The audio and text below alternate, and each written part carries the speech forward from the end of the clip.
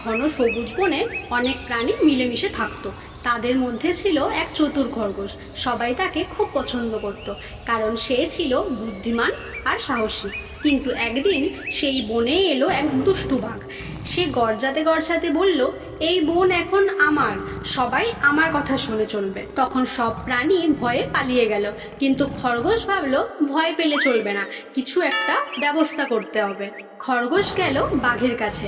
সে মিষ্টি হেসে বলল, এই বনে তো আরেকটা বাঘ আছে, সে খুব শক্তিশালী, তুমিও তাকে হারাতে পারবে না। বাঘ তখন রেগে গিয়ে বলল, কোথায় সেই বাঘ, আমাকে নিয়ে চলো তার কাছে। খরগোশ তখন নিয়ে গেল তাকে এক পুরনো কুয়োর পাশে।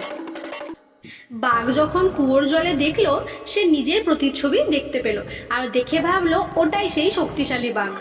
সেটা দেখে সে গর্জে উঠল, এইবার তোমার শেষ নেই, বলার সাথে সাথেই ঝাঁপ দিল কুয়োর ভেতরে। বাঘ তখন জলের মধ্যে পড়ে গেল।